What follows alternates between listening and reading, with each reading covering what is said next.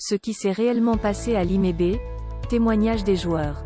C'est l'intitulé d'un post de Madame Fleur Karine Nouna sur sa page Facebook. La suite, dans un instant.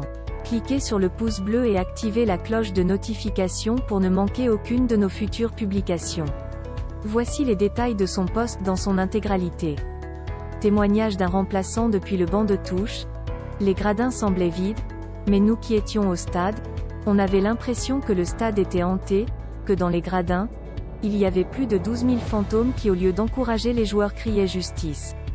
Témoignage de l'entraîneur. Les joueurs ne pouvaient pas entendre mes recommandations.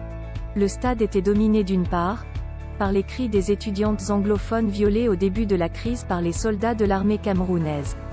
Et d'autre part, par les cris des enfants de Ngabou Roti par les soldats du Bir. Témoignage du gardien. Quand le ballon se rapprochait, ça ressemblait de plus en plus à la tête de Florence Ayafor et des autres Camerounais décapités dans le Nozo. Témoignage d'un attaquant. Quand on réussissait à courir jusqu'au but des Marocains, au lieu de voir le gardien dans ses goals, on voyait plutôt le corps criblé de balles de bébé Martha dans son berceau, on ne pouvait que tirer à côté. Témoignage d'un défenseur. Quand les joueurs marocains se rapprochaient, on voyait plutôt les enfants de Kumba, et ils nous demandaient qu'on joue comme ça au ballon là où les enfants ne peuvent pas aller à l'école? C'est comme ça qu'en pensant à leurs propres enfants les joueurs se mettaient à pleurer au lieu de défendre.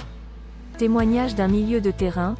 Durant tout le match, en lieu et place du reportage des journalistes, on entendait Samuel Ouazizi qui au lieu de dire le nom des joueurs citait les noms des innocents qui comme lui sont morts en raison de cette crise.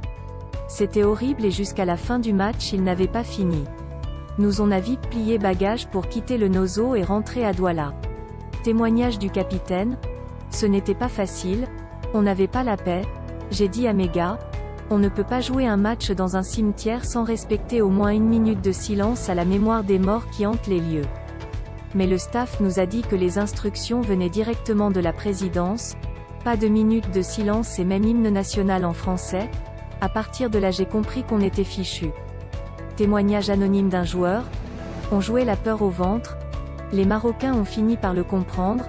Je ne sais pas qui a vendu la mèche, mais chaque fois qu'ils se rapprochaient de nous ils disaient voilà Field Marshal qui arrive derrière toi, et nous on fuyait plutôt pour aller nous cacher et ils passaient sans problème.